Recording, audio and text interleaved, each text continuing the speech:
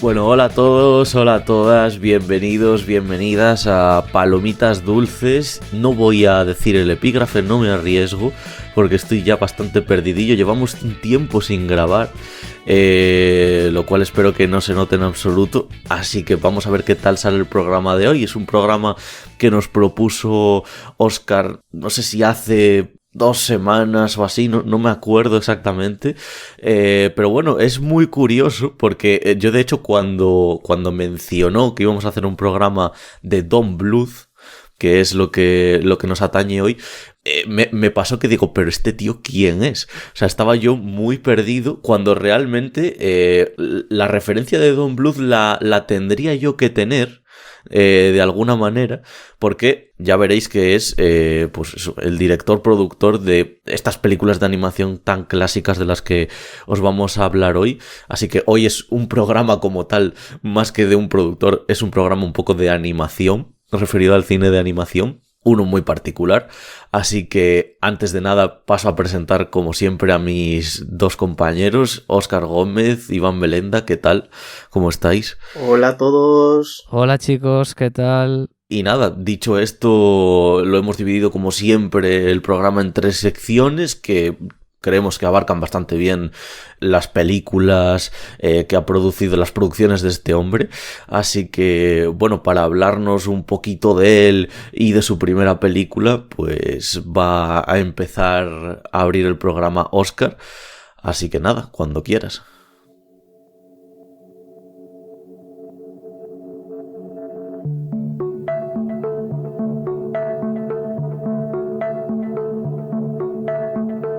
Muy bien, Don Bluth es un director estadounidense que nació en El Paso, Texas en 1937 y que tras graduarse y con 22 años entró a trabajar en Walt Disney Company para la película de La Bella Durmiente. Abandonó durante un tiempo la compañía para irse de misiones a Argentina y regresó 12 años más tarde trabajando en películas como Robin Hood, Los Rescatadores y Pedro y el Dragón Elliot, hasta que, debido a la disconformidad que tenía con el estudio, cogió a una gran cantidad de animadores y en 1979 fundó su propia productora, que fue conocida como Don Bluth Production, y que, aprovechándose un poco de esa etapa gris de Disney, pues durante un tiempo muy determinado, que son más o menos los 80, mediados de los 80, pudo competir a nivel de popularidad con algunas de las películas de Disney, que por otra parte también son algunas de las películas menos recordadas de Disney. Su primera película la estrenó en 1982, se llama Nim, el mundo de la señora Brisby. Ese mismo año no tuvo que competir en concreto con una película de Disney.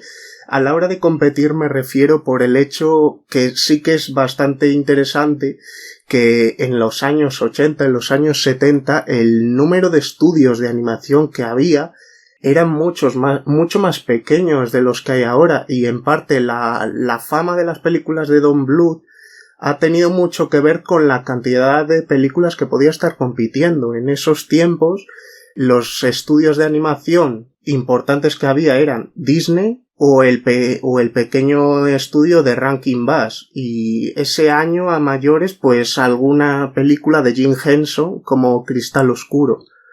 Esta película de Nim yo creo que es su película menos infantil. Quizá tiene algo que ver esto con la libertad que tuvo Don Bluth al ser su propio jefe y querer huir del edulcoramiento del cine de Disney de esos tiempos. La película de todos modos fue un fracaso al punto de que tras esta primera película la empresa se declaró en bancarrota y abandonó sus proyectos y tuvo que pasarse al sector de los videojuegos. Yo creo que en parte luego, antes de entrar a Nim voy a hacer esta reflexión, pero a raíz del batacazo que se dio con esta película, luego el resto de las que hizo sí que tenían un punto mucho más infantil, porque entendió que igual el público americano que veía animación en los años 80 no estaba demasiado preparado para una animación que no fuera exclusivamente para todas las edades. A todas las personas que conozco que vieron esta película teniendo 4 o 5 años siempre la recuerdan como una película que les produjo bastantes pesadillas por ciertas escenas que pasaré brevemente a citar cuando entre con la película, pero para empezar quería hablar sobre la protagonista de la película, que es la heroína, es una madre viuda con 4 hijos que se adentra en la aventura para salvar a su hijo pequeño que tiene pulmonía y no puede abandonar la casa cuando llega la siembra y el tractor va a pasar por ahí. Los protagonistas son ratones, entonces pues eso, viven en el campo, pues si empieza la siembra pues les van a arrasar su casa. Los fondos que hay en esta película cuando se ven pues los tractores, las casas que tienen las ratas, las distintas cosas, me parece que son bastante bonitos. Me parece que dentro del cine de Don Bluth los fondos en esta película y en la última que hizo, la de Titanae, igual son los más espectaculares de ver. Aparte, esta película habla de un tema que también hablaba otra película de animación británica de ese año, que es la experimentación con animales. La otra película se titulaba The Plague Dogs, Los perros de la plaga, y en ambas se veía cómo metían a un montón de animales en laboratorios y les hacían pasar por un montón de pruebas realmente terribles. Esta The Plague Dogs es una película directamente para adultos y ya simplemente en sus primeros 30 segundos ves alguna imagen realmente terrible. Es que ojito con esa peli, porque yo la vi ahora unos 3-4 meses y es dura como ella sola. O sea, ahora hablas de Plague Dogs, ¿no? Sí, de Plague Dogs. Bueno, sí. es que por poner en contexto, los protagonistas son 2 perros y un perro lleva como una venda en la cabeza todo el rato y es porque le habían practicado lobotomías con el cuerpo abierto, y a otro perro le tenían en una piscina hasta que ya no aguantaba más flotando y se hundía, y luego le rescataban como si nada, le achicaban el agua de los pulmones y hasta el día siguiente que le volvían a hacer la misma prueba a ver cuánto aguantaba. O sea, era muy bestia en ese sentido sobre una práctica que bueno, parece que en ciertas especies ya no se usa, pero también se sigue experimentando con animales y sin ningún respeto hacia la vida que tienen. Bueno, antes estaba hablando sobre alguna de estas escenas tétricas que provocaron pesadillas a ciertas personas de alguna generación, y una de ellas es la de la guarida del gran búho, que con medios naturales como las telarañas le generan una imagen espectral, unida también los gigantes ojos sin pupilas que tiene, su voz profunda. Casi si no se llamara búho no sabrías de qué animal se está tratando por el diseño tan barroco que tiene. Sí que es verdad en la película que tiene alguna incongruencia, que, como por ejemplo que la señora Brisby dice que su marido la enseñó a leer, pero en verdad él aprendió cuando fue atrapado en el laboratorio y murió en su huida. Entonces nunca tuvo la oportunidad de estar con ella para enseñarla a leer. Que eso, cuando yo la he visto varias veces, y esta última vez que la he visto he dicho, coño, pero si esta cosa y otra no casa. Pero bueno, a mí esta película sí que me gusta y creo que tiene ese encanto. Y bueno, esta película después pues tuvo una secuela 16 años después, siguiendo esa ola. Claro, ya estaríamos en 1998, pero en esos tiempos Disney estaba haciendo pues secuelas de Peter Pan, de Cenicienta, del Jorobado de Notre Dame, de un montón de películas que algunas ya se habían hecho hace muchísimos años, y aquí hicieron la secuela poniendo como protagonista a uno de los niños. Y bueno, no sé qué pensáis, qué opináis vosotros sobre Nim. Yo creo que es una de las que más me han gustado, de las que he visto de Don Bluth. Me gusta esa parte tétrica, ¿no? O sea, hablabas de la animación, de esos fondos, que hay a veces... Es algo muy característico en el cine de este hombre. Me he dado cuenta de que esos fondos así como difuminados de varios colores... De hecho, al principio de la película recuerdo que hay así como un cielo rojizo, rollo posapocalíptico. No sé si es el atardecer lo que se ve, luego cuando es de noche esos fondos son azulados, violetas. Bueno, me ha llamado la atención. Y luego es eso, también los diseños, esas imágenes tenebrosas que compone pues las cuevas o el interior del bosquecito del bosque, creo que están bastante bien y creo que esta peli gana por precisamente lo que has dicho, esa contraparte adulta, podríamos decir, ¿no? Esa subtrama de estas ratas en un laboratorio porque han experimentado con ellas. Digamos, me crea una sensación de... me llega a gustar más. Me llega a gustar más porque se deja de cosas infantiles y bueno, conseguir ese tono adulto, aunque también que para los niños que no se queden atrás, creo que está conseguido. Sí es verdad que la parte final se me derrapa un poquitín. Creo que...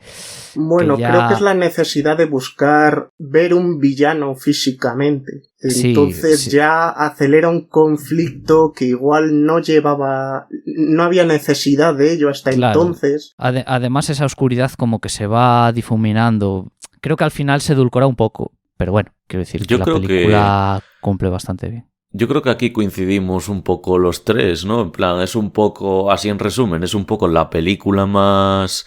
de las 5 que traemos hoy, la película más oscura, o con un tono, digamos, más oscuro, la película en la que, siendo cine de animación infantil, un niño más puede verse un poquillo traumado por las imágenes.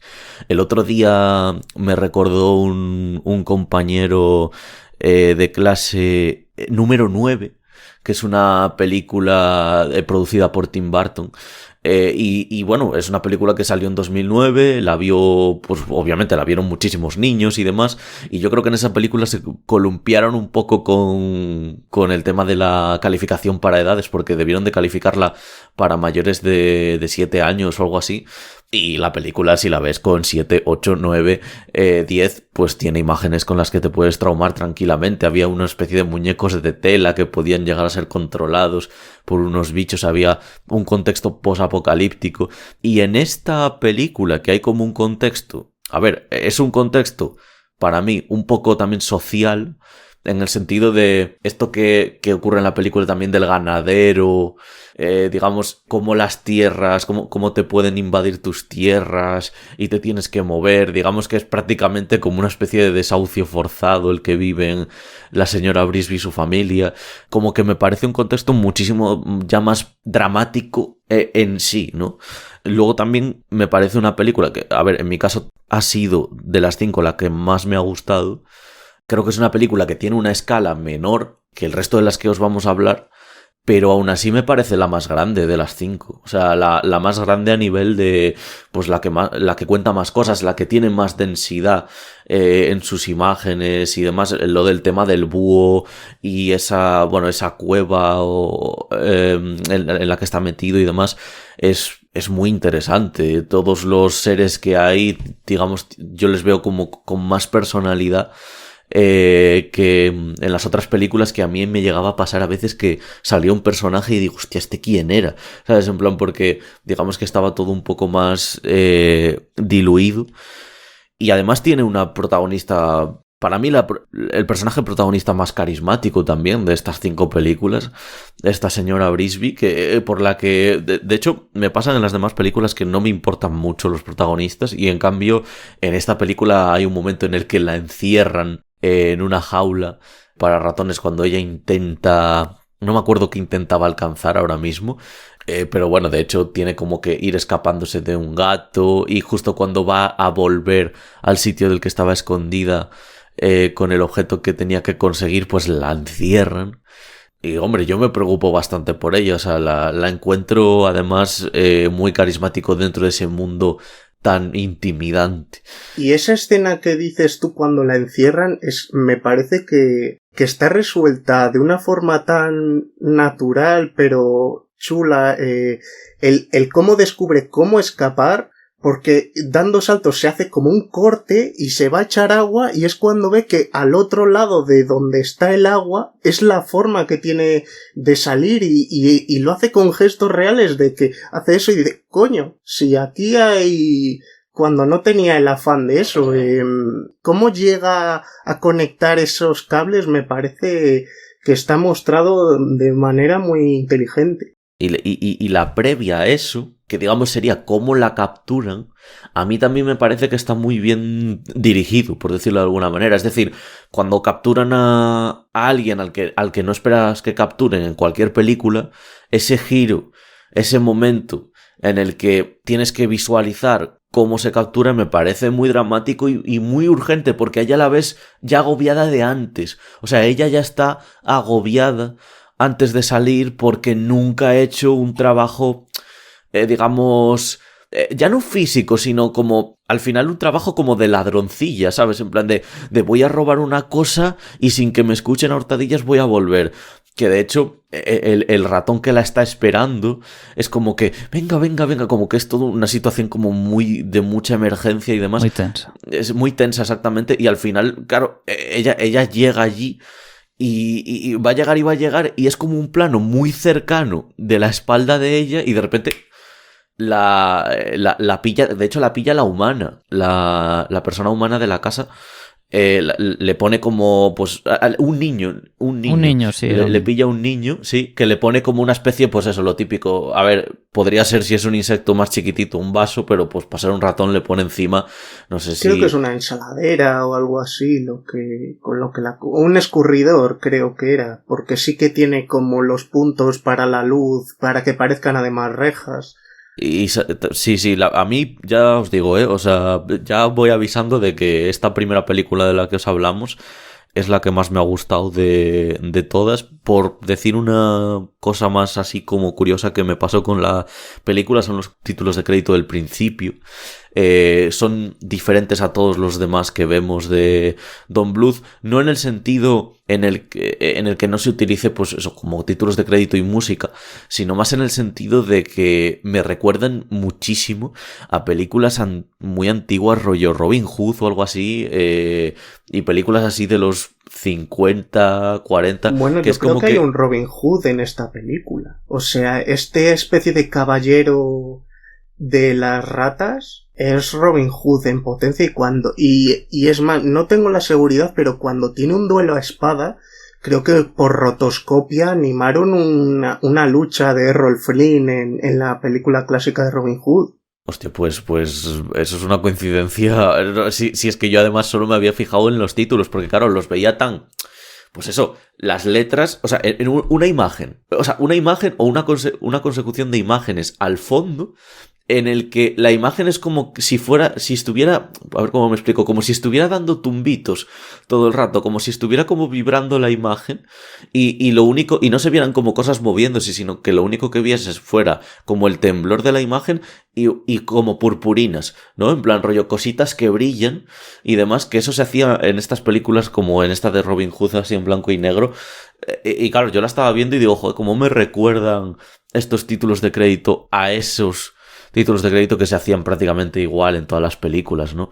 No sé si me he explicado bien a nivel visual cómo queda esto, pero vamos, sería como eso, un fondo y cómo hay un pequeño temblor en la imagen y cómo no se mueven cosas, sino que hay, pues eso, pequeños brillantinas, pequeñas cosas que digamos resaltan para, obviamente el cine son imágenes en movimiento y claro, necesitas pues crear cierta sensación de movimiento siempre, en todas las imágenes, ¿no? De una manera o de otra. Y bueno, es lo que me tenía apuntado de Nim. Bueno, yo por acabar Nim decir que, bueno, repitiendo lo de antes, fue el fracaso tan absoluto que tuvo que cerrar, y a partir de entonces ya empezó a trabajar con otros productores como Steven Spielberg en su productora Amblin, que actualmente se llama DreamWorks, y otras productoras como Fox Animation o Gold Chris Film.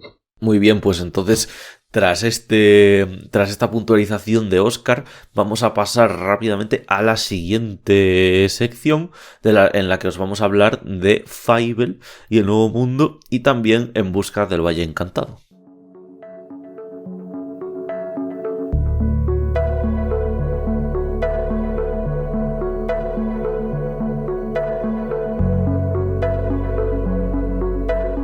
Bueno, gente, pues vamos allá, vamos a hablar en concreto de dos películas inminentemente posteriores a Nim, que son Fievel y El Nuevo Mundo y En Busca del Valle Encantado, pero luego os comentaremos, pues eso, más películas, digamos que entrarían dentro también de esta sección, que se hicieron con dentro de una productora diferente por parte de Don Bluth, aunque, bueno, él seguía siendo el director de estas películas.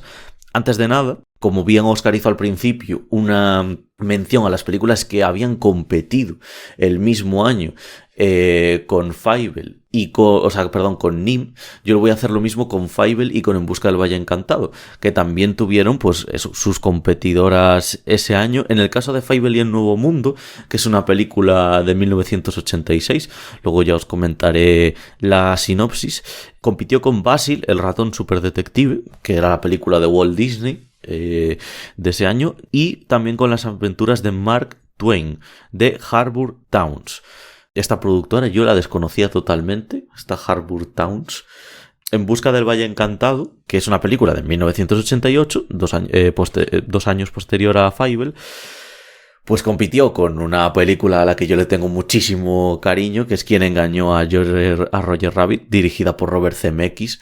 Pues una película súper divertida, súper querida. Aquí en mi casa la queremos mucho y muy divertida. Era de Touchstone Pictures, también con Amblin Entertainment. Y luego, bueno, una película mitiquísima, que es Oliver y su pandilla, ¿no? Es también una peli, pues eso, que yo creo que es además es de estas películas, fijaos que vamos a hablar de un montón de películas que corresponden a lo que voy a decir ahora mismo, pero yo creo que esta de Oliver y su pandilla es una película que consumí mucho en casa de mi abuela en VHS, que estas dos cosas y estos dos elementos en casa de mi abuela y en VHS, yo creo que muchos nos podemos sentir identificados con esta relación. Y bueno, la verdad que yo es que en casa de una de mis... Es que de hecho el gran éxito de estas películas es por el VHS. Claro. Estas dos de las que vas a hablar, las de Fievel y En Busca del Valle Encantado, son mega éxitos, son probablemente las 10 películas más vendidas de todos los tiempos en ese formato, y también por los competidores que has dicho, casi es lógico que sean las películas más exitosas que ha hecho Don Bluth nunca, porque se vieron las caras con algunas de las películas menos recordadas que hizo Disney, que no digo por ello que sean malas, porque a mí Basil sí que me gusta bastante. Oliver y su pandilla, pues bueno, es en un nivel un poco más, pues en la línea de Don Bluth, de medianía, pero hombre, si precisamente podían en unos años Don Bluth hacerse valer, fue en estos, y de hecho yo creo que lo aprovechó. Sí, la verdad que el éxito, o sea, el éxito de estas películas, quiero decir, no es lo mismo competir contra, yo qué sé, no es lo mismo competir ahora que veo otra película que os íbamos a comentar así levemente, no la vamos a analizar en profundidad, pero que es una película que entraría un poco dentro de esta sección así que me atañe, que es de 1991, En Busca del Rey Sol. En Busca del Rey Sol compitió con La Bella y la Bestia. No es lo mismo, no están en la misma escala. Y nada, dicho esto, empezaríamos un poquito a hablar de Fievel y El Nuevo Mundo. Antes de nada, hay una cosa que es que es lo primero que tengo apuntado y además lo tengo apuntado como suelto. Mi primer apunte es An American Tail. ¿Por qué es mi primer apunte? Porque claro, es que todas estas películas, la traducción al castellano no... O sea, tiene que ver, sí, obviamente también se hace para que sean un poco más accesibles y unos títulos un poco más genéricos. Pero claro, de An American Tail a Fievel y el Nuevo Mundo hay un trecho, ¿no? En uno te están diciendo básicamente como un cuento, una historia americana, un relato. Y en el otro pues básicamente es como que llevan al protagonista y el viaje del protagonista como lo más importante de la trama y de la película. Luego hablaremos de esto de An American Tail más profundamente. De hecho, Iván ya sabe por dónde me voy a meter. Y seguro que Óscar ya lo está intuyendo, pero bueno, un momento, antes de nada, sinopsis de Fievel y el Nuevo Mundo, cortesía de Film Affinity. Huyendo de los malvados gatos rusos. Empezamos bien, empezamos fuerte. Bueno, en fin, huyendo de los malvados gatos rusos, el pequeño ratoncito Fievel emigra con su familia a los Estados Unidos. Cuando en Nueva York se extravía, decide buscar a los suyos. Bueno, muy escueta. Muy sucinta esta sinopsis. Fievel y el Nuevo Mundo. Bueno, Fievel y el Nuevo Mundo es... sí, de las 5 películas yo creo que es la que está para mí en el medio, así de las que más me ha gustado. Porque yo creo que después de Nim estaría Titanae. Como más o menos como mi segunda. Me ha llamado mucho la atención en esta película, que por cierto es algo que quiero destacar ya porque a estas películas les voy a pegar palos y también quiero decir cosas buenas de ellas.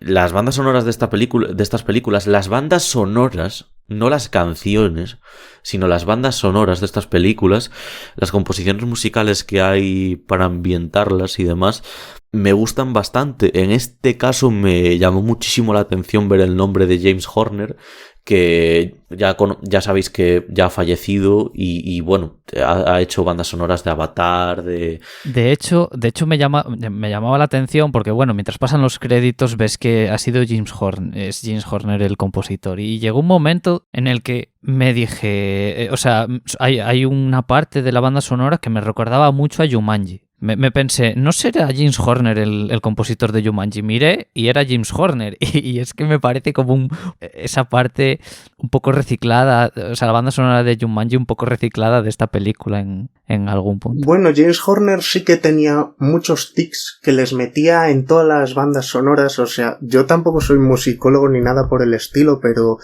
En YouTube hay un canal de HDub en el que sí que conocen mucho sobre música y hablaban de que en todas las películas de James Horner te metieras pues toda la que has dicho tú, Avatar, Terminator, Titanic, tiene como un arreglo de 5 segundos que mete en todas, igual con distinto instrumento. Sí, creo que era. Ese, le mete en todas y bueno, al final es la técnica de cada uno. No sé qué, antes de... Mira, ahora que acabamos de hablar de esto, antes de seguir con la película, no sé qué opináis de...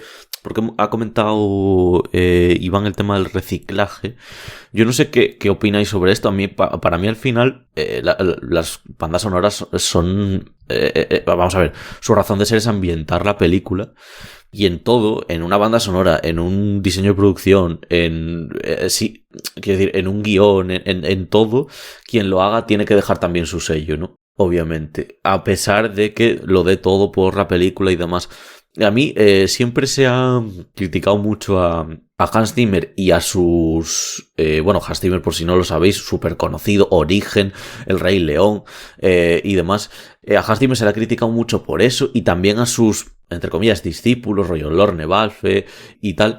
Y a mí me parece un recurso al final muy bueno, porque si una cosa funciona, o sea, si un tema o una parte de un score ha funcionado muy bien en una película, ¿por qué no va a funcionar muy bien en otra?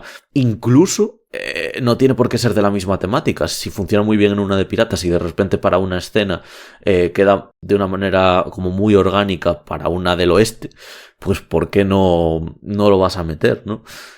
No sé en este sentido si a vosotros cuando, por ejemplo, y has escuchado esto, que te ha picado, hay un poco... no es que me... O sea, que te ha picado, digo, en el sentido de que dices, vale, mira, esto es lo mismo, me gusta o no me gusta, ¿sabes? Sí, pero por ejemplo, ese reciclaje no lo veo mal, porque no, o sea, no es una copia nota por nota. O sea, quiero decir, es nada, un extracto de 7 segundos, ¿no? Que es muy parecido. Yo no tengo ningún problema en que haya ese tipo de cosas, ¿sabes? Si al final acaba la banda sonora por transmitir todo lo que quieren transmitir, pues yo no tengo ningún problema en que se reciclen cosas, porque al final siempre va a haber algún punto diferenciador. Tampoco puedo decir mucho más, pero ya digo que no me molesta siempre que cumpla su función dentro de la peli. Yo es que ahí además veo el ejemplo... Entre las músicas que dan color y las músicas que hacen atmósfera, pues es más complicado ser original en las músicas que enfatizan las cosas, porque, bueno, en Marvel se ve mucho, pues cuando hay alguna cosa, alguna escena un poco más dramática, pues haces que suene, si haces que sea más alegre, pues es música más liviana. Entonces, tener el mérito de encontrar una personalidad reconocible dentro de algo que es funcional, pues me parece que tiene bastante mérito. Y a ver, esto al final, pues, te guste el concepto o no, hay que valorar si tiene si en el fondo la película funciona con ello. Y si sigue funcionando, pues bienvenido. O sea, si te cargas la esencia de la escena por hacer eso, pues no, aunque la composición estuviera muy bien. Pero como me parece que no se la carga, pues yo estoy a tope con eso. Y además a veces incluso gusta volver a escuchar. A mí me pasa con lo que son las partes de las bandas sonoras que cogen temas ya realizados por un compositor, como por ejemplo On the Nature of Daylight, que se utiliza muy bien en Shutter Island y luego se utiliza mejor en La Llegada de Denis Villeneuve, ¿no? Y queda espectacular en las dos y lo disfrutas igual. He derivado, o sea, mucho la conversación. Disculpadme, vamos a volver otra vez a Fievel y el Nuevo Mundo. Bueno, volvemos al tema de los ratones. Llevamos 2 películas seguidas en las que los ratones son los protagonistas. Hay una cosa que he apuntado así un poco de manera humorística en el sentido argumental. Y venía de trabajar en Rescatadores, así que sería la tercera de Don Bluth. Y venía de trabajar en Rescatadores, claro. O sea que tiene la trilogía de los ratones encubierta, ¿no? Tenía que apuntar, como decía, argumentalmente una cosa que me hizo gracia, porque estas películas yo les veo un tinte muy Disney y luego ya por los siguientes argumentos veremos que es que hay un patrón muy, muy bestia. Y bueno, por Nim también, ¿no? Pero es que en esta película el padre no está muerto. Que no sé qué les pasa a esta gente. En Nim fuera el padre, en la siguiente de la que os vamos a hablar, En Busca del Valle Encantado, creo que era la madre. ¿Qué pasa, sí, tío? Que todas tienen esta separación de... Es que no sé cómo decirlo, iba a decir separación familiar, pero que empiezan estando juntos y de repente sucede una tragedia, ya sea por la muerte de un familiar o por la separación, en este caso de Fievel. Y casi el objetivo, pues reunirse y si no, pues lidiar un poco con la pérdida y eso, pero... ¿Qué le puede dar miedo a un niño pequeño? Pues o perder a un ser querido, o perderse él en el centro comercial, o ese tipo de cosas. Ahí tiran un poco a tiro fácil. A tiro fácil. Bueno, el personaje que más me gusta de la película es un gato vegetariano al que le gusta el brócoli. Mira que hay personajes en la película, pero este gato, que además es un poco la redención... La redención tanto para los gatos en la película como para Fievel, como su percepción de los mismos, porque claro, esto arranca con que todos los gatos son malos y se repite durante mucho tiempo este discurso por parte de los ratones, y este gato vegetariano y que come brócoli es el que digamos demuestra en la película que no todos los gatos son malos y, bueno, que al final pueden colaborar juntos sin ningún problema. Que además los gatos en ese sentido, luego también en estas películas es como que siempre los que están por encima, que son depredadores, como que no se pueden controlar, ¿no? Como que son animales pues puramente salvajes y que no pueden controlar esos instintos. Y bueno, este gato demuestra que no es así. Otra cosa de la que quería hablar, que quizá se repita en Anastasia, es el tema de la propaganda antisoviética, iba a decir metida de una manera sutil, pero es que de sutil no tiene absolutamente nada, o sea, está metida con calzador. Yo el mejor ejemplo que veo en esta película, aparte de gritar que, pues eso, que en América no hay gatos, que era, digamos, la premisa del principio, y que por eso se tienen que ir un poco de Rusia, ¿no? Piensan que América pues es efectivamente la tierra de la oportunidad, que es un discurso que aún hoy en día está un poco más trillado ahora, pero bueno, mucha gente sigue concibiendo a América, a los Estados Unidos como la tierra de las oportunidades. Yo iba a mencionar la escena en la que creo que más se ve esta crítica, es que ya no solo a la Unión Soviética, sino a la ideología, a las ideologías en las que se había inspirado la Unión Soviética y muchos de sus líderes. Obviamente no vamos a esconder que el marxismo, luego transformado en marxismo-leninista, marxismo, bueno, en fin, pero el marxismo en general, ¿no?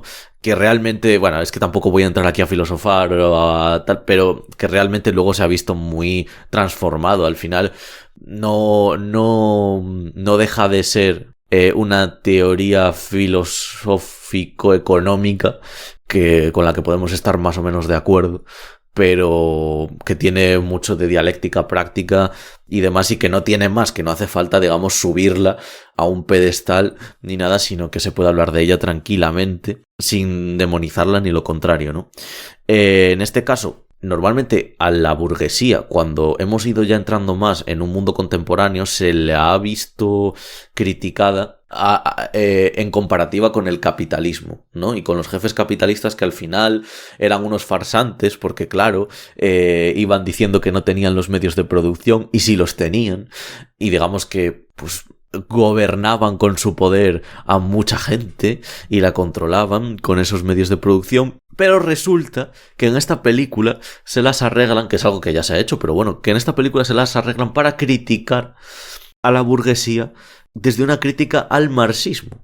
Es decir, como si nos quisieran decir que todos los que lideran los movimientos de este tipo, pues eso, de sindicatos, de agrupaciones de obreros y demás, son realmente los que poseen los medios de producción. Cuando yo muchas veces que se hace esta crítica me pregunto, ¿pero seguro que hay un Mindundi justo por encima de ellos? Entonces, ¿cómo es que son estos precisamente los que tienen los medios de producción? Y estaba una burguesa, porque es una burguesa, una ratona burguesa totalmente, vamos, que no lo esconde en ningún momento, haciendo un discurso para todos los obreros, y entre medias soltaba cosas como, la que está forrada soy yo, ¿no? Os digo todo esto, pero la que tiene el dinero soy yo, y no sé qué. Y era como, bueno, si nadie esconde que, por ejemplo, bueno, siempre que se habla de Marx, se habla de Engels, que fue, digamos, su compañero ideológico y demás. Engels venía de ser un burgués, venía de una familia burguesa, y ella era pudiente, claro que sí. Pero bueno, eso al final, ¿cómo vas a comparar? Es como si ahora comparamos a Engels con un monarca de aquella época. Bueno, sí, Engels tendría dinero y tendría ciertos medios de producción, pero no como un monarca, o no como una persona que puede llegar a estar en la inopia por sus medios de producción, que no necesita ni estar en el mundo real. Claro, son dos cosas muy diferentes, y en esta película digamos que lo llevan a ese punto, y bueno, era básicamente explicar eso, porque al final en Anastasia también se ve.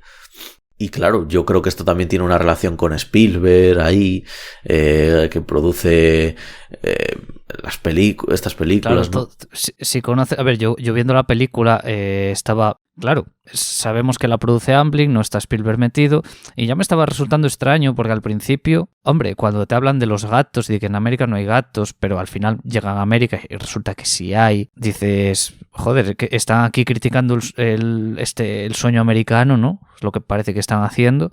Pero claro, ves eso, me estaba sonando un poco raro porque si está Spielberg detrás, ¿cómo es posible que conociéndolo esté haciendo eso? Pero claro, a medida que va pasando la película ves ese tipo de cosas y luego ya llega al final y como que ese mensaje queda extremadamente diluido, incluso se le da la vuelta. Lo que pasa es que la película sí que a mí lejos de estas cosas que me chirrían bastante, no, o sea, creo que cumple como entretenimiento ligero con un personajillo que a mí me cae simpático, el Fievel. Hay una escena bastante traumática que creo que está muy bien expuesta, que es la separación en el mar de Fievel, cómo se cae al agua y cómo esas olas, no sé qué tipo de forma tienen, pero parecen... podría pensar que son gatos, pero son gatos demonizados, o sea, algo así. Anda, que vaya hostia tiene Fievel, ¿eh? Todo el rato, joder.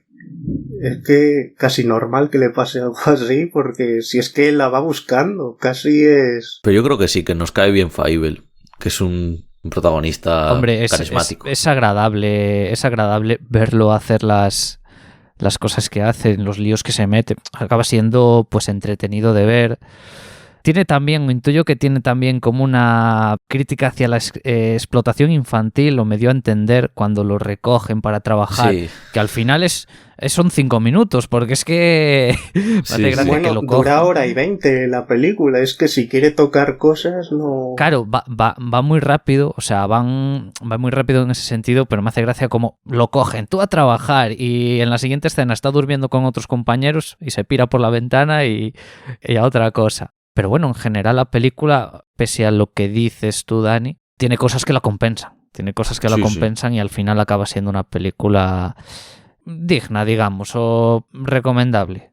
Yo quería decir, bueno, lo primero, cuando hemos dicho que se da prisa, yo creo que es el gran pecado de Don Bluth, o sea, parece que se propone que todas sus películas duren 80-90 minutos, teniendo material para más, y dice que quiere hacer, y empieza a hacer recortes a la historia y hace elipsis, que igual se pueden hacer hasta cierto punto, pero en otros casos dices, vale, ¿y esto cómo ha llegado hasta aquí?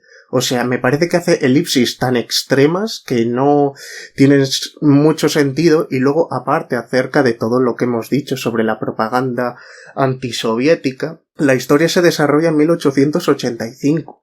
Es una familia de judíos. Claro, están en Rusia, se pueden ver a los gatos como trasunto de los comunistas, de los soviéticos, pero también se les puede ver como trasunto de los nazis. Y como todos son nazis y huyen de esos y creen que no hay nazis en América, pero también había sociedades de nazis en América. O sea, yo creo que se puede ver acerca de todo lo que se han considerado absolutismos en América, y por eso veo en ese comienzo que tiene ese punto. Y casi me da pena que ese aspecto de los gatos de allí de Rusia no fuera más temible, viendo como sí que habían conseguido hacer diseños temibles en algunas otras películas. Y bueno, luego también una escena que claro, hoy día me resulta perturbador por el hecho de que a los niños pequeños, muy pequeños, de 3 años o así, la animación hasta los años 90 principios no tenía pudor en mostrarle desnudos, porque se interpretaba que era un bebé.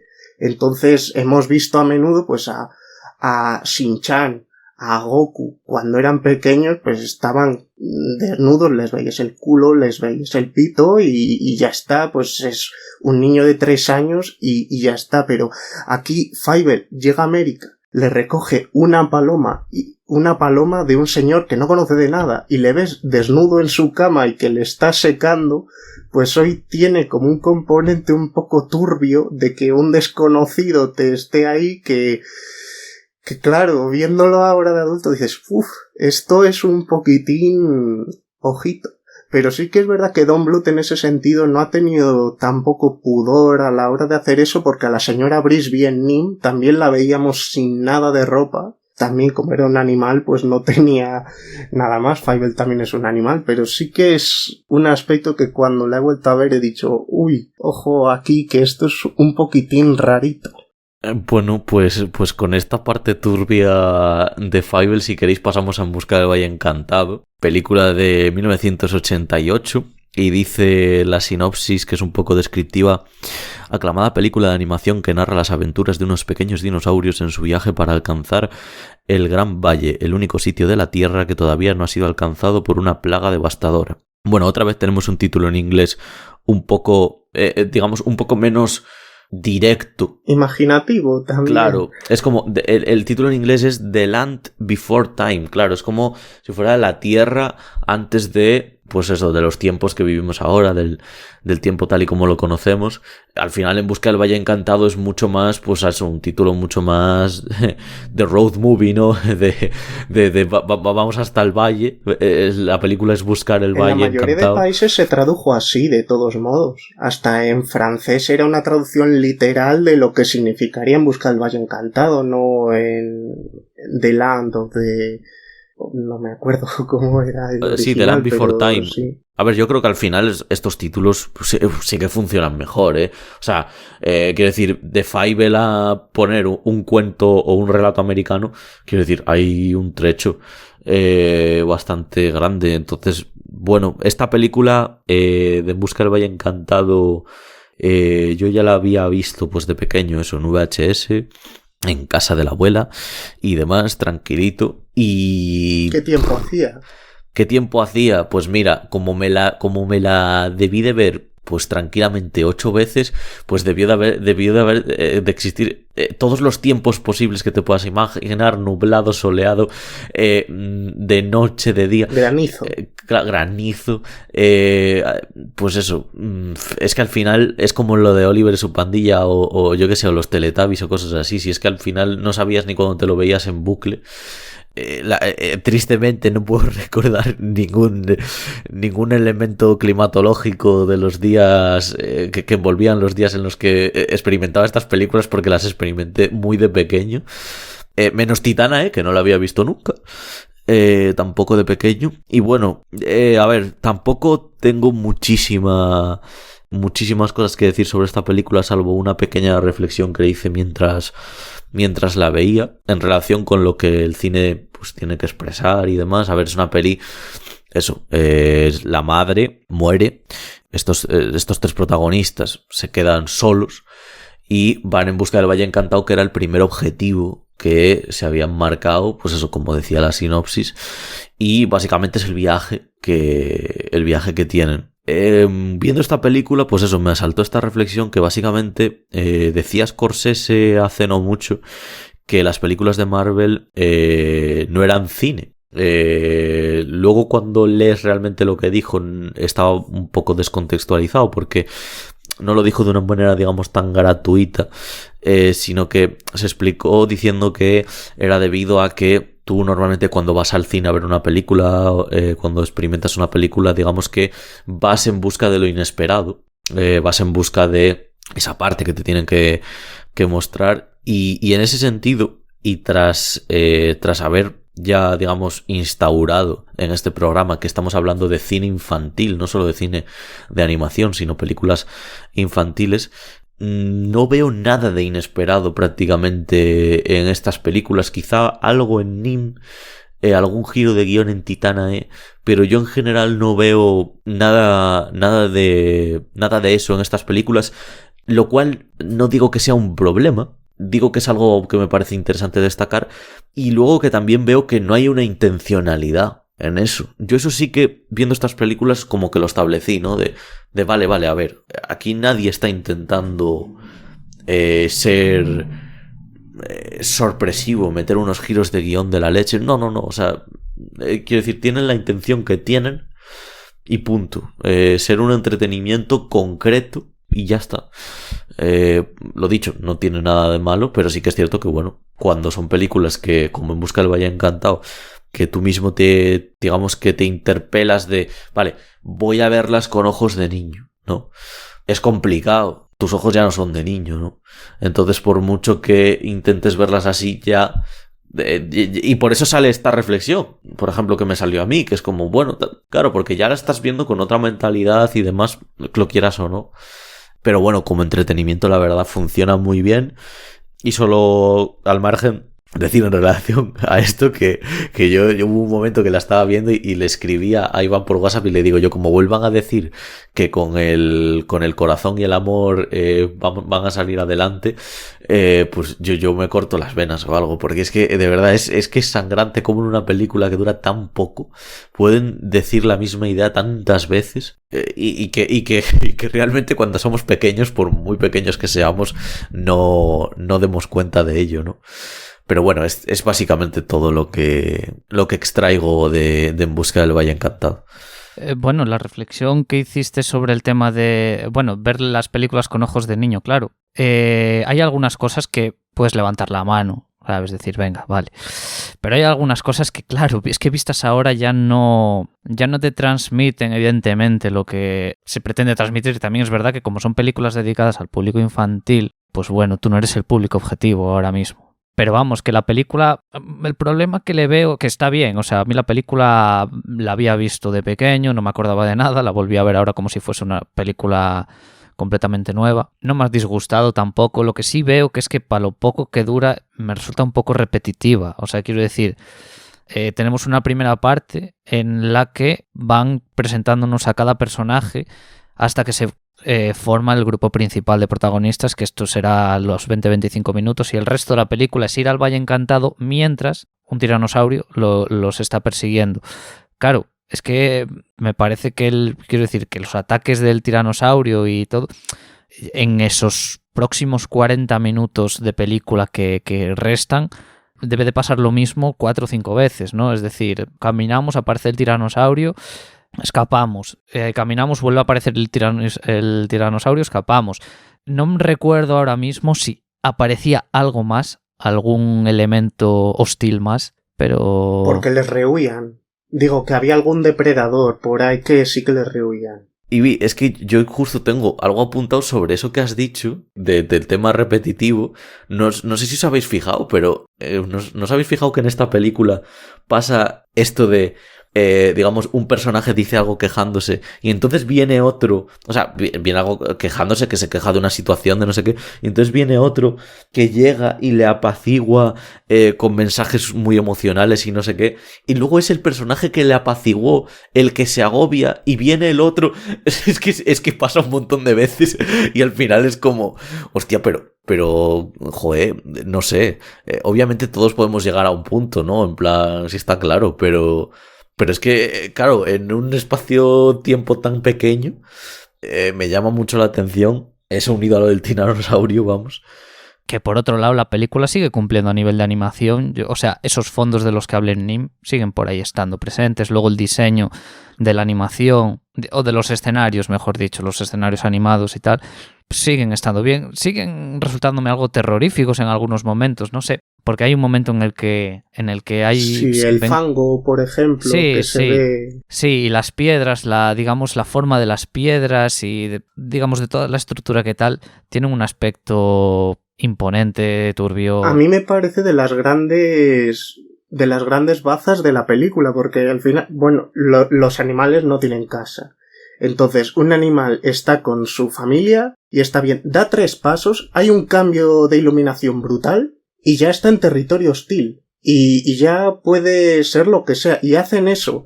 Da 3 pasos, se oye la madre, no te alejes mucho, o lo que sea. Ves que se mueven y ya, en vez de ser el fondo con un color soleado, es azul. Y ya, pues, es cuando aparecen los bichos, o bueno, el tiranosaurio que decís vosotros.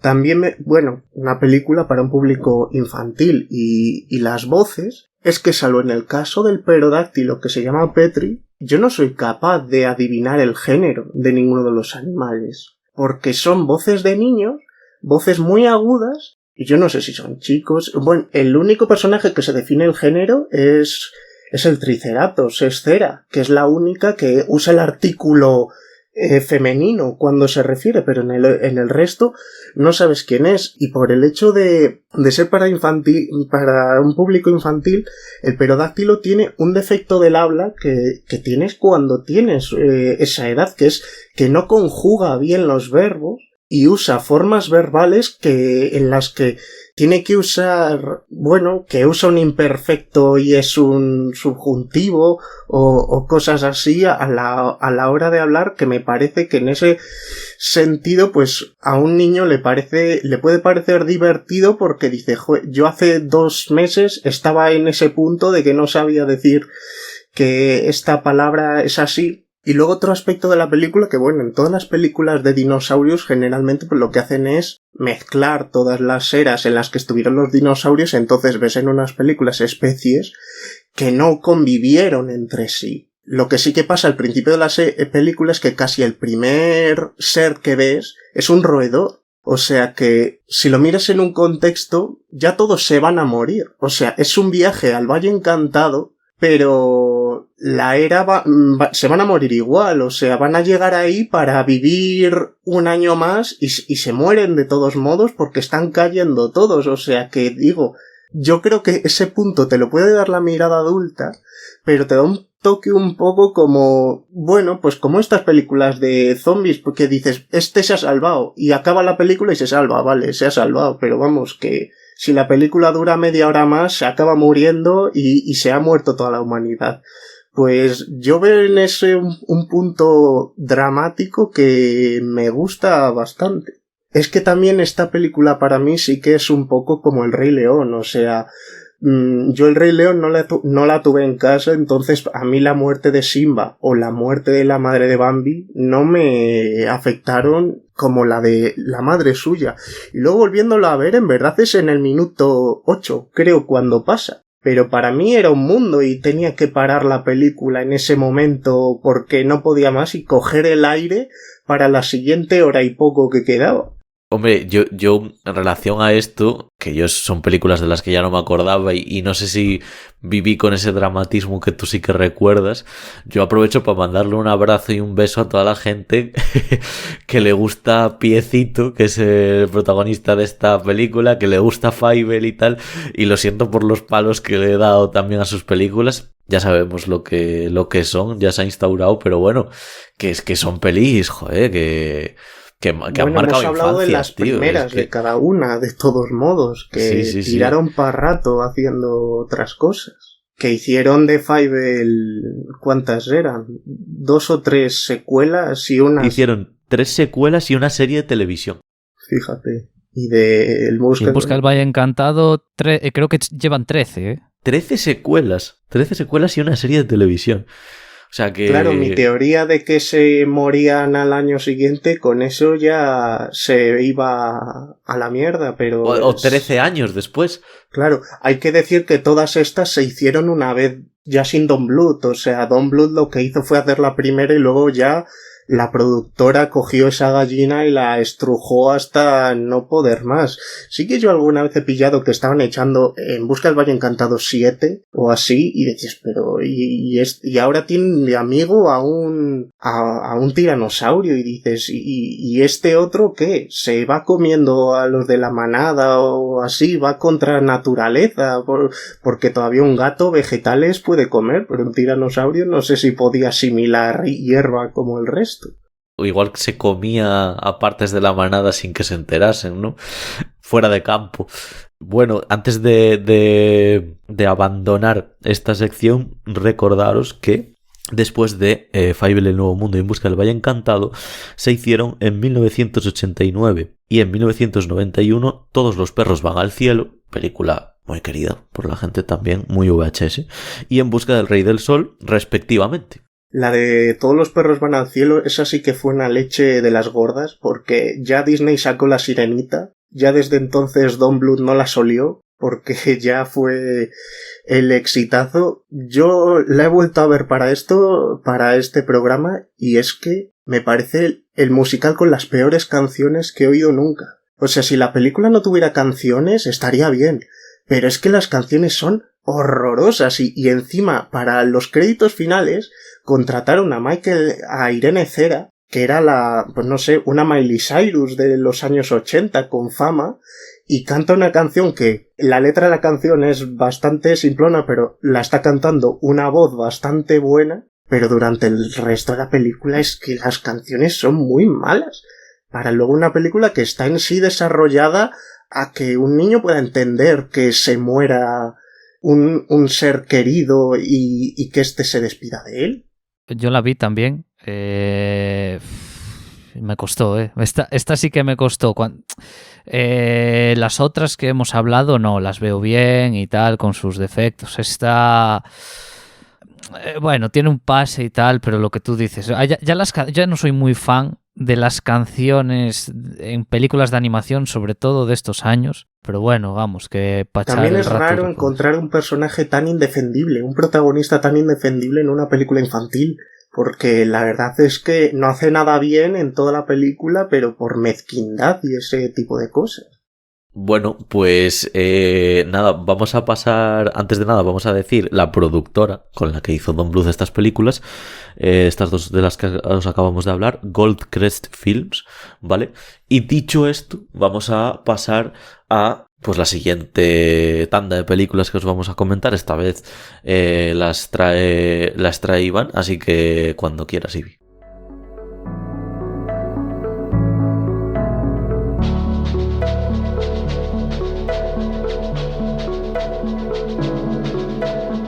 Vale, bueno, vamos con el último bloque. Antes de empezar a comentar las películas en las que vamos a entrar en profundidad, decir que en 1994, y ya como producciones independientes, estrenó El Jardín Mágico de Stanley y Pulgarcita, ambas distribuidas por Warner Bros., que en su año, también en la rama, en el género de animación, competían con El Rey León y La Princesa Cisne. Y luego, en 1995, estrenó, también como producción independiente, Hubie el Pingüino, que la distribuyó la Metro-Goldwyn-Mayer. Y en este año sus máximas competidoras habían sido también, en el terreno de animación, pues Toy Story, Pocahontas y Balto.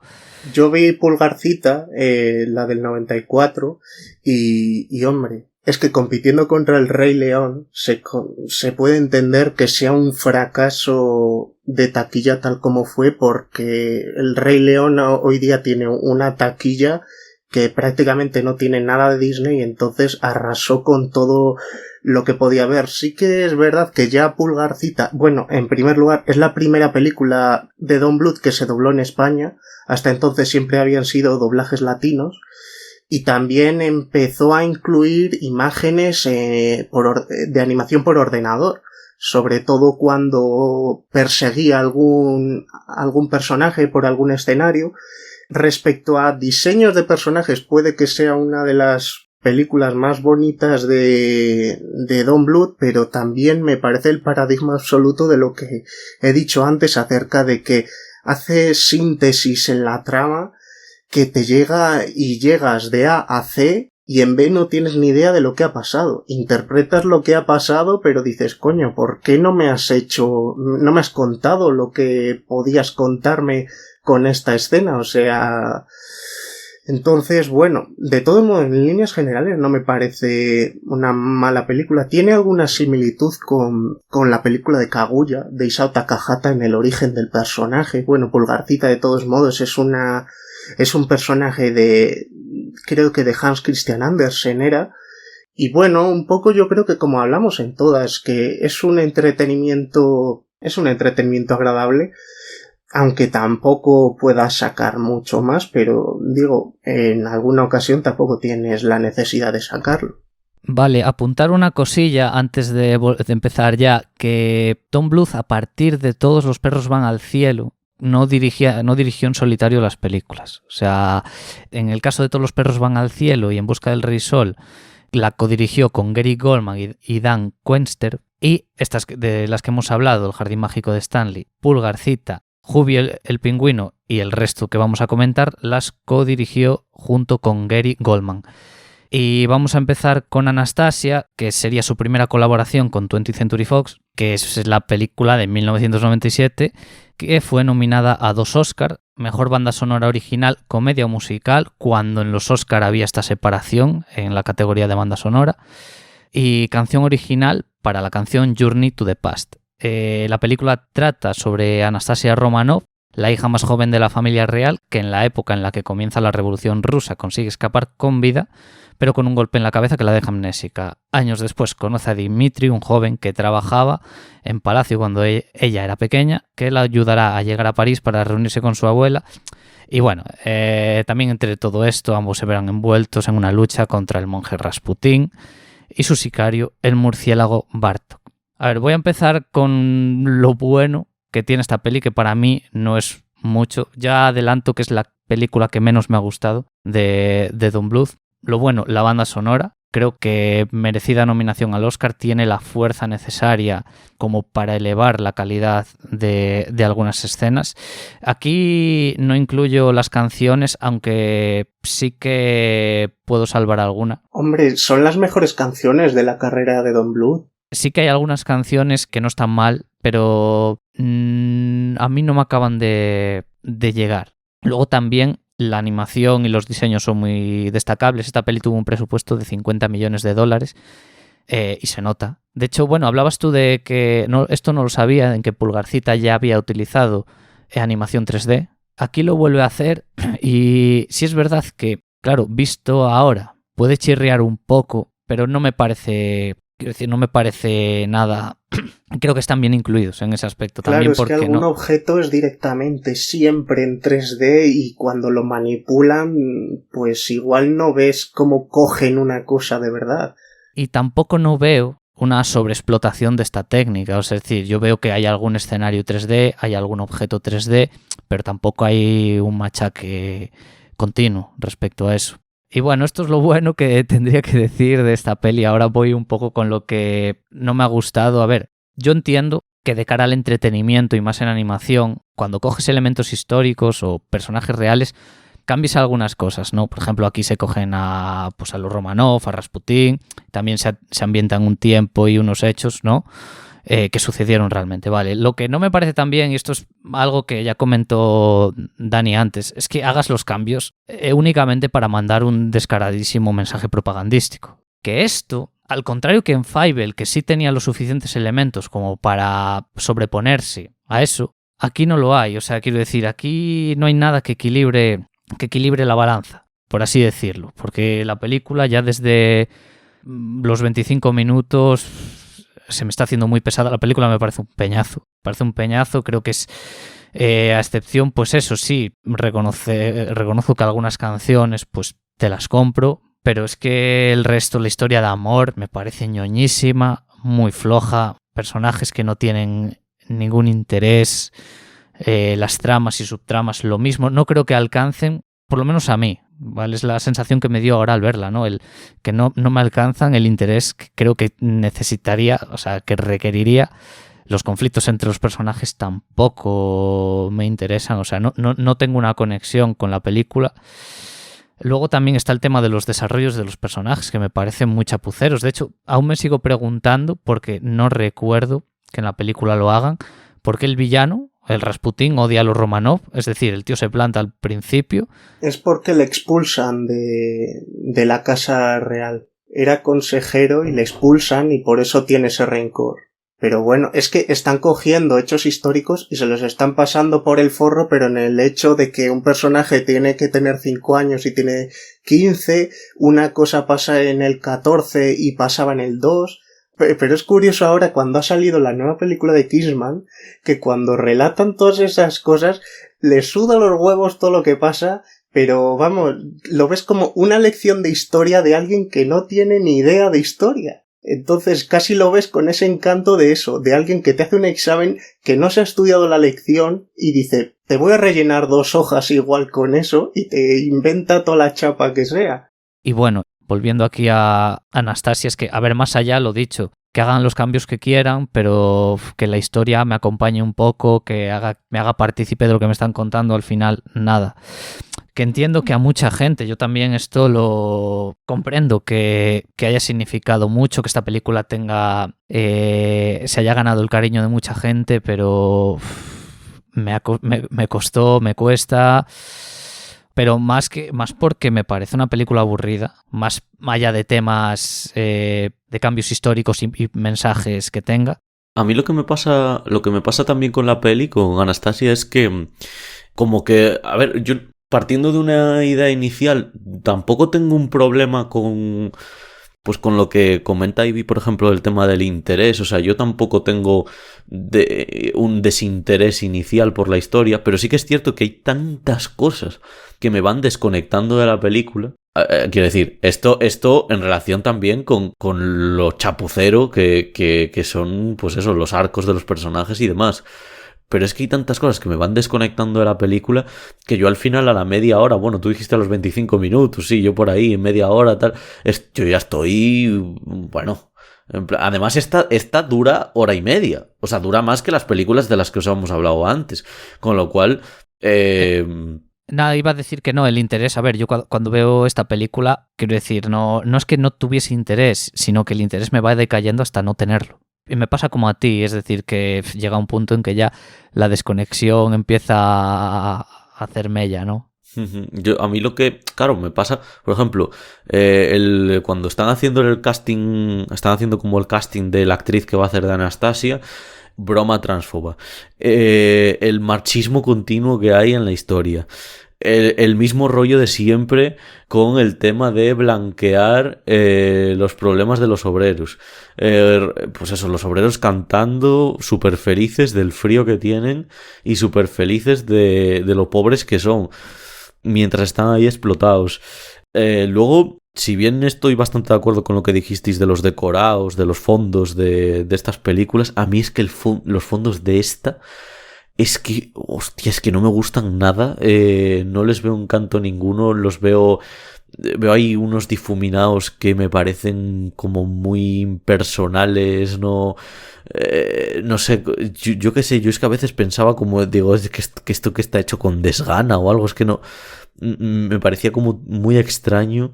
Luego el montaje de la película lo veo como muy errático. Como hay unas transiciones así de estas de Dissolve y tal que son como un poquillo por la banda, no sé, tampoco quería hablar mucho de esta peli porque al final a esta sí que casi no tengo prácticamente nada que decir. Decía, por ejemplo, Óscar, lo del tema de las canciones, y que a mí las canciones no me gustan prácticamente ninguna. Quiero decir, si es la mejor en tema de canciones de Don Bluth, pues vamos, supongo que algo bueno tendrán, pero yo no logré conectar. De hecho, bueno, yo ya os digo, yo a la media hora estaba pidiendo la hora, removiéndome donde estaba sentado y tal. Y bueno, tampoco lo dicho, tampoco voy a decir mucho más de la película. También es la que menos me ha gustado de estas 5 que vamos a analizar más en concreto. Y poco más. Es cierto que tampoco es una historia con la que yo conecte tanto como una historia de ciencia ficción, como Titanae, o la de Nim, que es así con un tinte muy fantástico. Pero bueno, creo que estas cosas también hacen que se me haga un poco lastre la película, que se me haga un poco cuesta arriba. Vale, voy a cerrar yo, Anastasia, pues hablando un poco más, darle un poco más de color, porque casi todo han sido palos. Bueno, el hecho de que se estrenara en 1997 y llevara la carrera ya a Disney de, pues, Aladdin, del Rey León y ese tipo de películas, pues, yo creo que también hizo animarse a Don Bluth y compañía a buscar unos compositores un poco mayores y por eso dar mayor presencia a sus elementos musicales. Sí que recuerdo cuando era más pequeño y vi la película con bastante desagrado en el buen sentido, de las manos y cómo estiraba y se cortaban las extremidades Rasputín. Me resulta muy desagradable el diseño, cómo se partía en pedazos y se volvía a reconstruir me parecía algo muy, muy asqueroso. Ese número, bueno, en España, porque sí que es verdad que la mayoría de películas siempre las suelo ver en versión original, pero estas películas las tenía muy asimiladas en castellano y es como las he seguido viendo. La voz que tenía en España Rasputín era de Pepe Mediavilla, que es, bueno, falleció hace 3-4 años, una de las grandísimas voces del doblaje español, a un hombre con la voz densísima y en esta ocasión cantaba y sí que es verdad que es un poco como cuando escuchabas a Constantino Romero cantar como Frollo. Es una voz con una gravedad y una densidad tan grande que escucharles cantar para mí es un acontecimiento por eso, porque son voces tan interiores que hablan tanto para sí, agrandar la voz, que a mí me gustaba mucho escucharlo y yo creo que en el aspecto musical me gusta más lo que es la partitura que el cómo se transmite, porque la canción de cuando llegue diciembre están en el palacio y de repente todos los fantasmas de la anterior gente que bailaba aparecen, pues eso me parece que sí que tiene un pulso cinematográfico, pero en otros momentos cuando canta pues ves igual que va caminando, que hay un contraplano, así, no veo tanta organicidad en la animación y bueno, sí que es curioso porque es eso, siendo una película de Fox, siendo de Don Bluth, a menudo se ha confundido esta película como si Anastasia fuera una princesa Disney, porque en verdad tiene bastantes semejanzas en diseño y en utilidad, porque muchas princesas Disney prácticamente el único valor que tenía era que cantaban.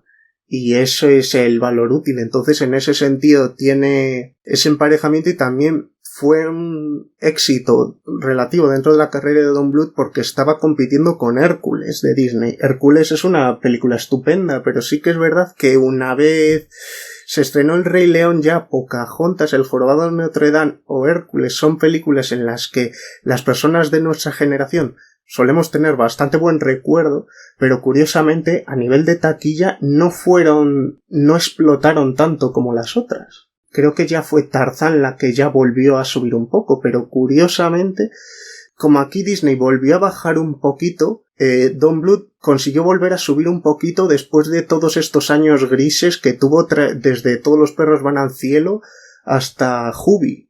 Bueno, si queréis paso, bueno, antes de pasar a la siguiente, que sería Titanae, decir que entre esas dos hizo un spin-off de Anastasia, que es la de Bartók el Magnífico, ¿no? Que sigue a este secuaz de Rasputín, que corrígeme Óscar si me equivoco, salió directamente en vídeo, ¿no? Sí, creo que la productora era Fox Home Entertainment o algo así se llamaba, que básicamente era la sección de directa a vídeo de Fox.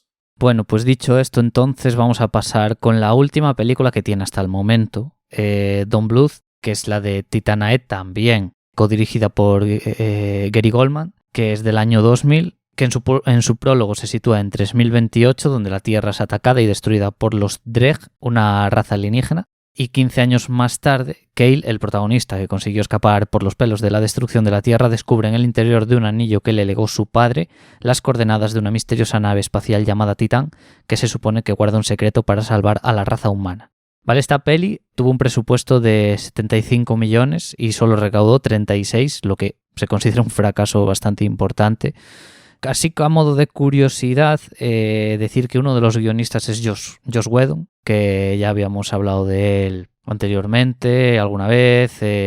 Recordábamos director de Vengadores, la primera y la segunda y la Era de Ultron, y guionista también de La cabaña en el bosque. Bueno, como dije en Anastasia, uno de los puntos positivos que dije de que la animación 3D creo que estaba bastante bien integrada y como no notaba una sobreexplotación de la misma, pues casi me parecía mejor. Aquí, vista ahora, sí he notado un poco ese exceso del 3D. Bueno, Iván, una cosa, es digital, ¿no? No 3D, la animación.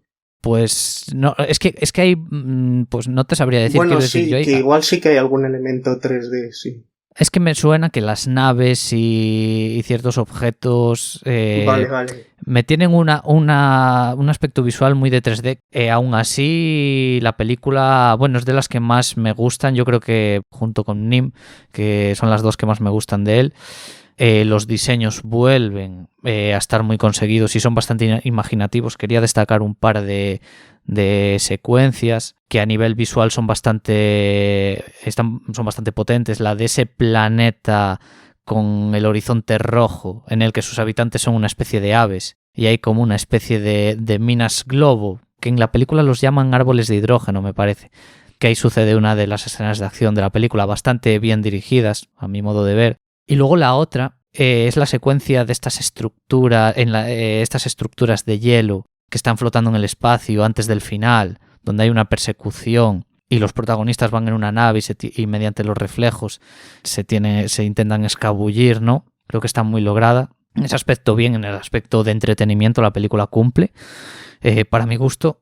Sí es verdad que ahora revisándola, hacía ya unos años, esta sí que la he visto varias veces, me ha bajado un poco también porque se le ven un poco las costuras al guión. Quiero decir, el guión no creo que podría haber estado más trabajado. Por ejemplo, hay cosas que me chirrían un poco, como estos Deus Ex Machina, ¿no? De los que hablamos siempre, ¿no? Hay un par de ellos que me resultan bastante convenientes. El de cuando al principio de la película el personaje principal está en una estación espacial y justo en ese momento lo encuentran el amigo del padre y los villanos justo a la vez, o sea, en el mismo momento. Me parece muy casual. Entiendo que, claro, para darle el impulso a la trama y para reforzar la tensión se haga, pero me queda un poco así muy, muy casual, como he dicho. Y luego hay otra cosa, ese giro de guión que existe en mitad de la película, que no es que esté mal, o sea, yo sí que me lo huelo un poco, pero claro,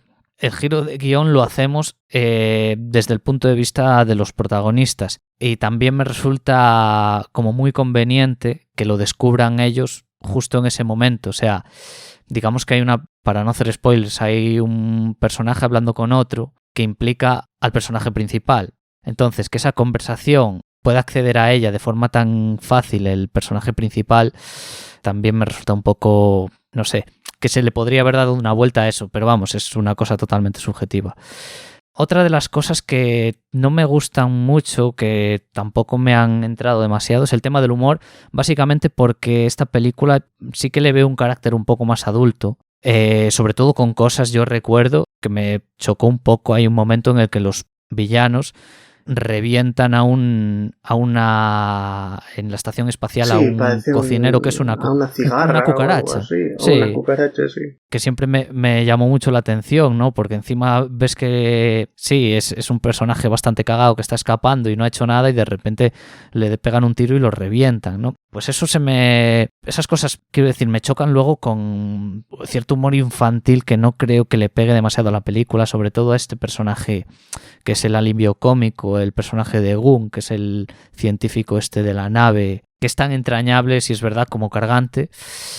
Ese tipo de cosas me acaban de no molestar, pero no me acaban de gustar demasiado. Pero por otro lado, ya digo que la película cumple como película de ciencia ficción de aventuras ligera, y básicamente eso. Yo, cuando hablas de que a algún elemento le falta una vuelta, yo creo que es la otra muestra más de Don Bluth, de que se propone que sus historias duren 1 hora y media y tiene historia para que le dure más. O sea, Titanae podría haber durado 2 horas y desarrollas más las cosas y te queda... Porque, por ejemplo, has citado este planeta con esta especie de buitres rojos y las bolas de gas.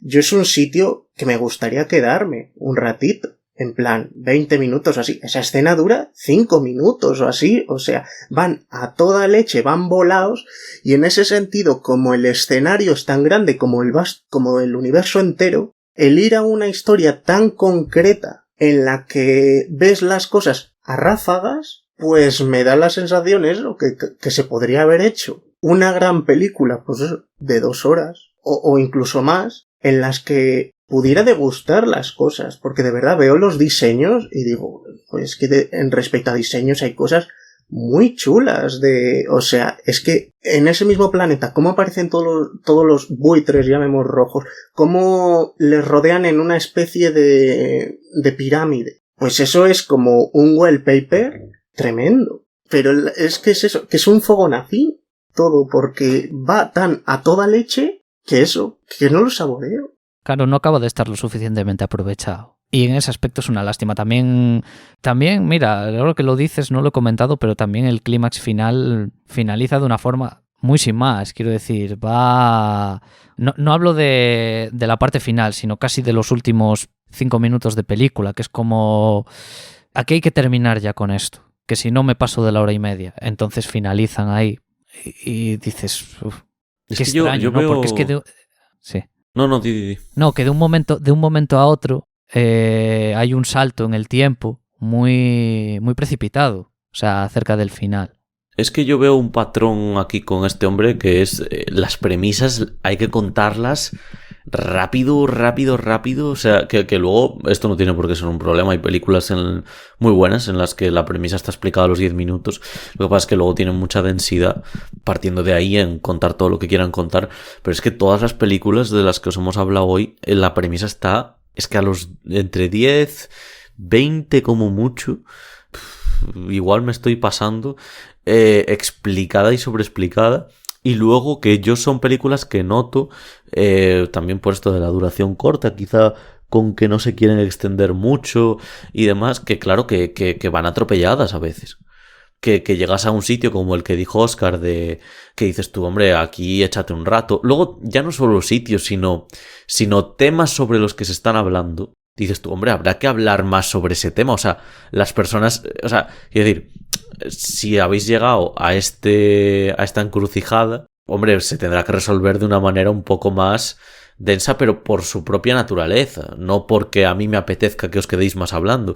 Y no, o sea, se las arreglan, digamos, para salir rápido de ahí. Entonces, bueno, a mí esta película también me parecía bastante atropellada. La verdad que en tema de los giros del guión, en este caso yo casi aunque a veces son un poco Deus Ex Machina, sí que los agradezco. Me hacen que la película se me haga un poquillo más liviana. Tal vez también porque llevas una serie de películas de este hombre en las que no había giros de guión, o sea... Sí, totalmente, o sea, totalmente. Yo creo que es excepto eso. el de... Sí, yo creo que desde Nim, porque Nim sí que tiene cuando se descubre lo que significa Nim y todo el rollo. Sí, exactamente. En esta, bueno, hay más sorpresas así, en sí, sorpresas, para los que no somos muy listos pillando lo que puede llegar a pasar. Y bueno, por cierto, he confirmado mientras estabais hablando que efectivamente la película mezcló animación en 2D y 3D, y que la parte de 3D era sobre todo para para los Dreg, básicamente, pues las naves, este acabado así en azul y demás. Y bueno, es una película de ciencia ficción al final menos profunda de lo que podía llegar a ser, pero al final esto es lo que llevamos hablando un rato sobre este hombre. No es la intención, es que no es la intención. Entonces, bueno, es una pena, nos gustaría más quedarnos en algunos espacios y disfrutarlos más, pero pues esas son las decisiones que se han tomado. A mí respecto a los diseños, me recuerda un poco a los diseños de videojuegos de aventuras gráficas, rollo Monkey Island, ese tipo de protagonista. Y luego sí que ha habido, igual está antes, pero en el planeta del tesoro o así, ese tipo de aventuras con un tipo de ciencia ficción como con elementos muy orgánicos y con chapa y chapa grasienta, como que todas vienen de un patrón común, que es un poco, al final, las grandes inspiraciones que tiene esta película pues son los grandes clásicos de ciencia ficción, Star Trek, Star Wars, los grandes clásicos de ciencia ficción. No hay una película pequeña italiana de ciencia ficción de los 50, o sea, ellos tiran a lo que potencialmente tú conoces mucho. Sí que es verdad que yo en algún momento veo un poco de Atmósfera Cero, esta película de Sean Connery, cuando están todos pues en los comedores y demás, pues ves como una estación espacial y cómo es una convivencia allí y cómo hay pues una separación entre gente, porque en el momento en el que no tienes una casa, pues todos son más animales con su forma de ser, pero en ese sentido me parece que respecto a referencias, pues juegan en lo seguro. Y bueno, por decir un poco más, para acabar de esta película, pues cuando dijiste que era un fracaso, pues ya se iba comprendiendo, ya estamos en los años 2000, el número de estudios de animación ahora era muchísimo mayor, ya existía DreamWorks, ya Pixar estaba totalmente considerada como un grandísimo estudio, estaban empezando a surgir otros estudios como Blue Sky que hizo Ice Age, el anime empezó a llegar a Estados Unidos y se estrenaban en cines películas de grandes franquicias como las películas de Pokémon o de Digimon, pues ya era demasiada gente para la tarta. Entonces, después de esta película no volvió a hacer un largometraje, hizo un corto en el año 2009, me parece, y era con producción de Emiratos Árabes. Se supone que este programa le estamos grabando en enero de 2022, que en algún momento de 2022 va a estrenar una película, pero tampoco hay demasiada información ni imágenes sobre ella. Entonces, pues no sabemos si va a seguir haciendo, porque ya es un señor que hará 85 años. Entonces, pues no sabemos si sigue teniendo cuerda para trabajar. Bueno, pues aquí dejamos este extenso Palomitas Dulces sobre Don Bluth, tenéis para rato. Nada, como siempre, esto ya empieza a ser un poco redundante, pero que me lo he pasado muy bien grabando el programa. Creo que además en este en concreto los tres decíamos cosas bastante diferentes de cada película, lo cual creo que es bastante enriquecedor. Así que nada, yo ya pues me voy despidiendo de mis compañeros. Óscar y muchas gracias por el programa de hoy. A ti, Dani. A ti, Dani. Y nada, lo de siempre, que veáis mucho cine, ya sabéis que os ponéis ahí, se acaba la película y dices, ¿ha sido un tiempo que he gastado? Pues no, ha sido un tiempo muy bien invertido. Así que nada, podéis apuntaros algunas de estas, las que más os interesen temáticamente, o simplemente pues si os interesa este tipo de dibujo, de animación tan concreto. Y nada, dejamos aquí el programa. Y que tengáis muy buenos días en general hasta que nos volvamos a ver. Venga, hasta luego. Chao. Chao, chao, chao.